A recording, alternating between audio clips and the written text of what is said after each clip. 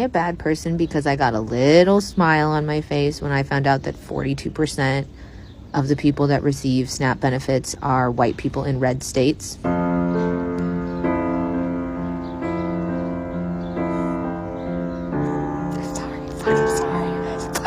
Finally, you get to see the true America. The stipulation has always been that black people are lazy, that black people are on welfare. Well, guess what? A lot of poor white people in the red states are now crying that they're not getting the EBT money from the EBT cards. Why? Because they are on welfare. They have 7 and 8 kids. Now the truth is coming out since Trump has slashed funding for the EBT and the SNAP programs. You see how many white people now are on welfare. So all this mythical stuff about black people being on welfare, oh, it's the blacks, it's the blacks, it's the blacks. Now you've seen the real America, that it's not only black people on welfare, that there are a lot of white people on welfare also. There are a lot of white people, a lot of poor people living in those red states, and those red states that voted for Trump are now getting hit hard. Good morning. So on a poll taken, and statistics show that even though all these Trumpies are all for this big disastrous bill, and they have no problem with SNAP, EBT, WIC, and everything else, Medicaid taken away from undocumented migrants who, first of all, do not receive those benefits. But let me tell some great news on this Monday. Statistics show in this poll that was taken that 6.8 million people that are on SNAP are white. 4.1 million are African American, and 3.7 million are Latinos, Hispanics. So let me know what you guys think in the comments. Share the video for awareness, but I think that when all these changes come around, the ones that are going to have their panties in a bunch and are going to be very upset are the Trumpies. But I hope they have the day and the life they deserve. For the rest of you guys, stay safe out there. Happy Monday. Blessed week. I love you. People frequently claim that immigrants and poor black families are living off the system. They're on welfare. They're mooching. But here is the truth. The majority of people on public assistance in the United States of America are white, and most of them have jobs. They just don't make enough money to survive without a little bit more because wages are low, rent is high, a lot of jobs don't come with benefits anymore. You can't have a job without a cell phone. You can't even find a job without the internet. But it's not poor people who are eating up the most dollars in public assistance. Nope, it's the middle class. It's people who can take mortgage deductions, and of course, corporations cashing in on subsidies. But nobody calls that a handout.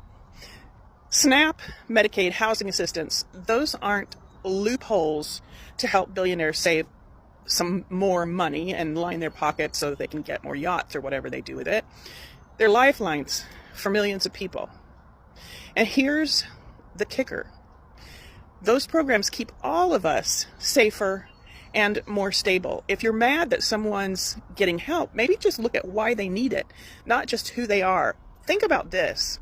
A friend of mine said he grew up in a third world country, and he said that in those countries, petty theft and, pickpocketing and crimes like that are common because people have to do that to get enough money to buy food and to pay for a place to stay. That's going to happen in our country if we don't get curious about where the waste in our government really exists. Trump really hates his own voters, doesn't he? I mean, most people on SNAP benefits live in red states. And not only that, but most of the farmers who rely on those SNAP benefits to buy their food also live in red states. It literally seems like Donald Trump is trying everything he can to destroy the United States of America.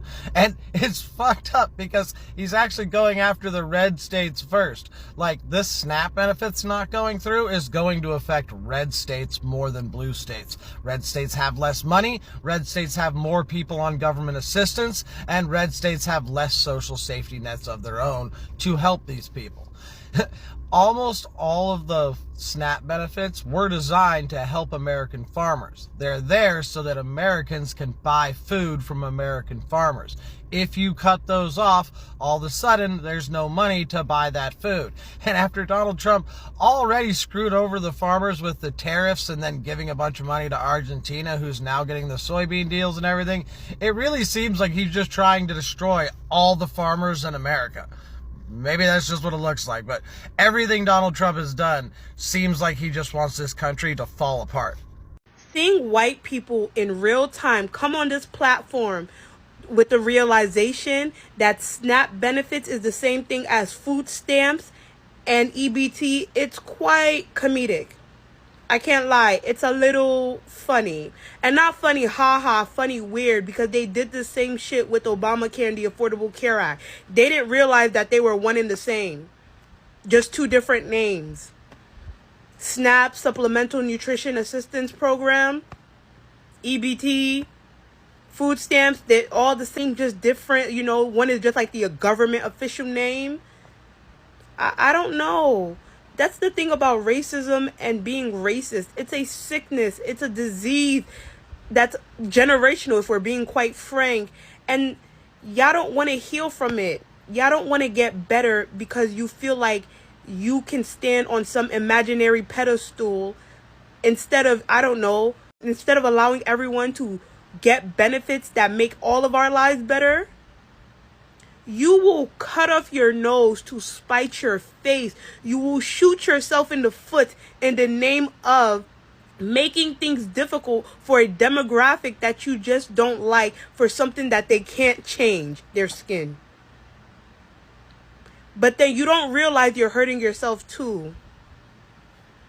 And a lot of these politicians, the only color they care about is green. Money is their god. Money is who they serve. I don't know what more you need to understand. That it's not like a left and right thing. Yes, most of the time, unfortunately, because we do live in America, it is a black and white thing. But it's also like an up and down thing. A lot of y'all, especially white people, need to realize that you are the third estate. You are the proletariat. You're not the bourgeoisie. That's not how that works. But again, your racism that y'all don't want to get rid of, that y'all don't want to let go of because it makes you feel better about yourself, has now caused all of this to come full circle.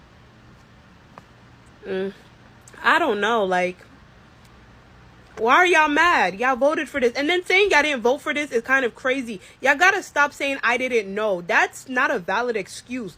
We have Google. There are so many different platforms for you to obtain information from. I don't know is not good enough. You voted for it. You wanted that man in there. And he don't care about y'all. He don't care about none of us. We're not in his circle. Why do y'all really, like, you see how much of a nasty sickness racism is? It's caused all of this BS. And y'all can't cure yourselves until y'all face reality and admit that you're sick.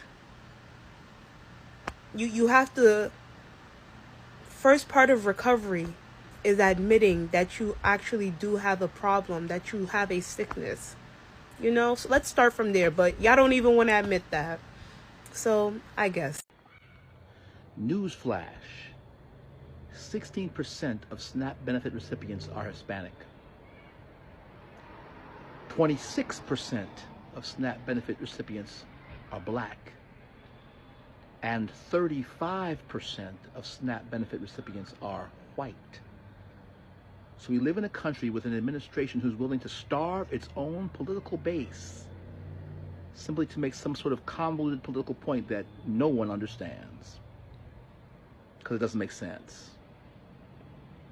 That is all. I found this map of SNAP enrollment in each county in America. Woo, that is a lot of red in red states.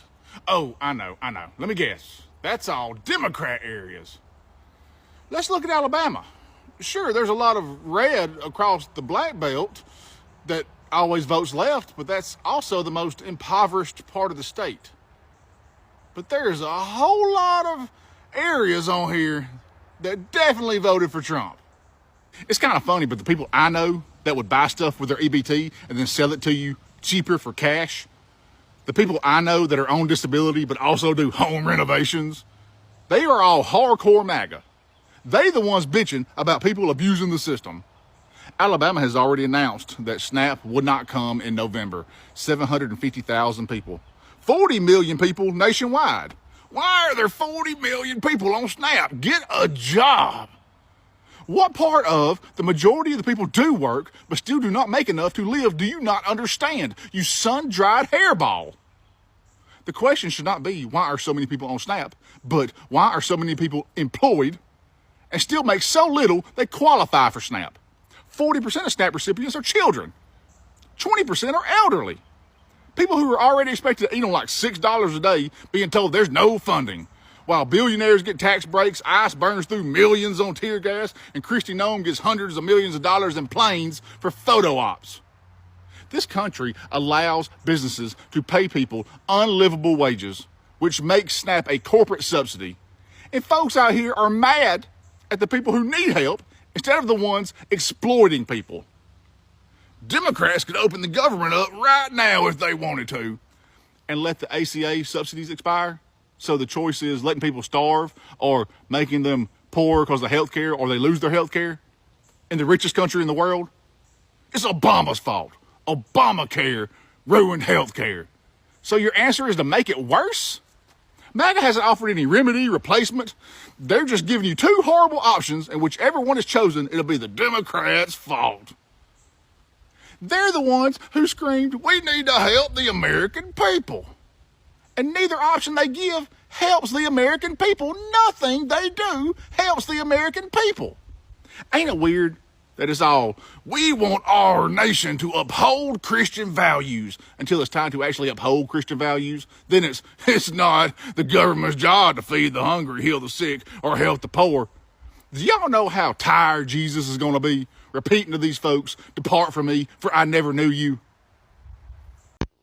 Over 40 million Americans use SNAP benefits. Over 40 million Americans cannot afford food, and they have to use government assistance. The government has to subsidize the food that people eat. That's over 12% of the population of the United States. Think about that. And then ask yourself, the real question is, why is it that over 40 million Americans can't afford food? That's the real question. Is it because food costs too much? Are there not enough jobs? Do we not have enough jobs for 40 million people to make a good enough living where they can afford their own food? Is there a job shortage? What is going on in America? Serious answers below, please. We need to figure this out. Peace and love. I'm out. Who receives SNAP benefits? Did you know 1 in 8 Americans relies on SNAP benefits? Let's break down who gets them and why this program actually helps everyone, not just the people using it. Over 41 million Americans, about 12% of the country receive SNAP. By race, 35% white, 26% black, 16% Hispanics, 4% Asian, and the rest other or unknown. Most SNAP households have income below the poverty line, and 60% of families with kids have someone working. For every $1 in SNAP benefits, the economy grows by $1.50 to $1.80. Money spent right back in grocery stores, farms, and local jobs. It's one of America's most effective programs at fighting hunger and boosting the economy. Drop a comment. Should we expand SNAP, reform it, or replace it. Follow, like, and share for more quick truth bombs about money, economics, and financial freedom. While on the subject of SNAP, although it is true that around 42 million Americans receive SNAP benefits, that's actually not every American who's probably eligible for SNAP benefits. Something around 20% of Americans who are eligible do not receive benefits because the benefits are kind of a pain in the ass to sign up for. You have to go through paperwork, you have to find some sort of office for to do this paperwork. Depending on the state you live in, there may be work requirements. There may be other kinds of requirements. And so the main effect of this is to reduce utilization. These are called, there's a term for this, this is called an administrative burden. An administrative burden. You are reducing utilization and thus reducing costs, not by cutting the program per se, but by larding it up with all kinds of paperwork, with all kinds of bureaucracy. And that bureaucracy serves to deter people from getting the benefits. Now, unfortunately, administrative burdens often deter people who need them the most because these are the people without the time to go through all of this stuff. And it should be said that administrative burdens are expensive. Building up this bureaucracy to say means test to make sure that only the deserving people are getting it. This bureaucracy to ensure that work requirements are actually being fulfilled. It costs a great deal of money to create the bureaucracy to make sure that you are either deterring people from using the benefit or making sure only the right people use the benefit than it would to just provide the benefit to people without any conditions whatsoever. And this is true not just with SNAP, but with all sorts of programs that are means tested or have these sorts of administrative burdens. It is cheaper to just give out the benefit, no strings attached, than it is to attach the strings, which requires extra effort. And so as people are thinking about SNAP, as people are thinking about the American social safety net, I think I will propose to you is that a better way to do a safety net is to not have all of these rules attached to it. To stop worrying about deservingness, to stop worrying about whether it's going to be abused, because the fact of the matter is that this stuff is rarely abused. And we have tons of research to strongly suggest that no strings attached assistance is the most effective thing that we can provide people. They know how to utilize it, right? So my pitch to you is, as we're thinking about, and we should be thinking about how we can make these programs better, because there will be a time that comes and we'll have that opportunity. At the top of the list is making them universal. You don't have to apply.